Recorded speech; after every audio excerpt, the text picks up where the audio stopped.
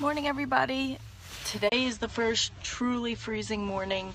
I'm actually half considering leaving the car running for a little bit because it's that cold. I came out this morning and there was actually frost on the car, and that's always not so much fun.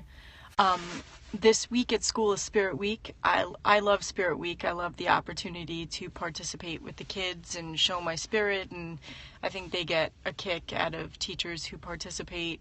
Yesterday was pajama day. Today is throwback day, so in an effort to be comfortable, I went with 1990s grunge, which is basically my teenage years. I think that possible for the class time to be spent to prepare them to show what they know.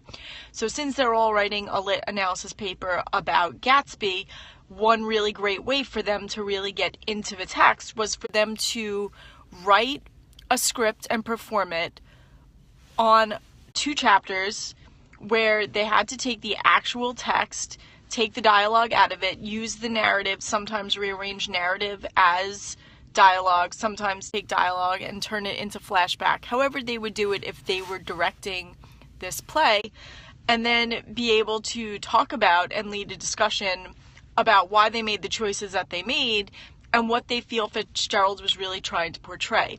And it's an opportunity for 6 to 7 kids to sit down together and really get into the meat of this text prior to me saying anything to them about what everything means.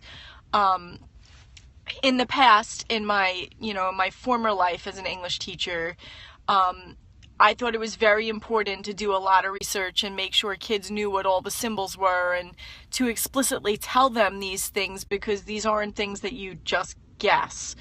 Not in high school, at least. I mean, I guess in college the expectation is that you'd be able to figure it out, and maybe 1 or 2 really, really bright kids could see the different color symbolism in Gatsby without me having to point out that he explicitly associates colors with specific characters and what do those colors represent, or even the green light, or the fact that Daisy's name is Daisy, and even just the contrast of Daisy and Myrtle, or even the fact that Jordan's name is ambiguous.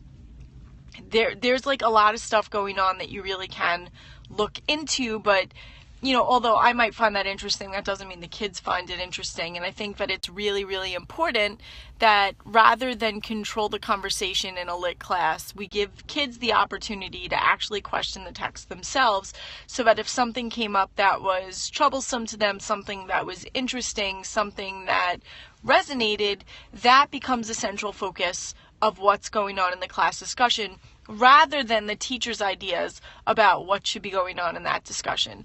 These days, with Google being as prevalent as it is and their ability to find scholarly texts online, it seems silly for me to have to be the one to say, this is what this means, this is what this means, when they're probably going to be doing the same research that I do when I'm starting a new book.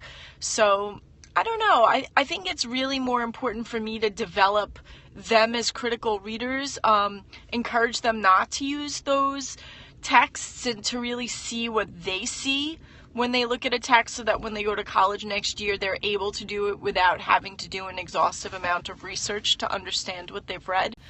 And this is a really nice, it's like a 2-book discussion about authors who use the time that they're in to write a culturally relevant text and commentary of that particular time period. So first we have 1920s America with Fitzgerald's Great Gatsby, and then we move into Pride and Prejudice by Jane Austen, who also has a social commentary of 19th century British culture and society, upper class culture and society, and the obsession with different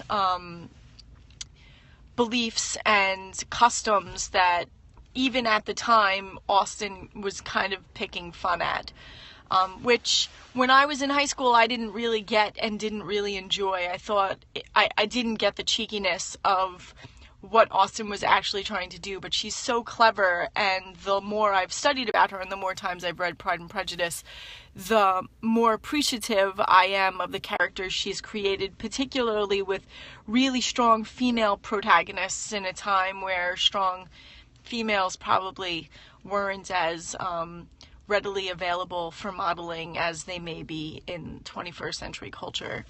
So I'm really excited to see what the kids have put together. I will likely be scoping. The class starts at around 12:05, so kind of look out for maybe a 10 after, 12:10 Eastern time, some of the presentations that are happening, as well as the class discussions that are happening with them as well. So if you have questions, if you have anything that you want to share while all of that is going on, I would love for you to participate. If you have classes who are reading The Great Gatsby now too, this might be a great opportunity to share what another classroom is doing.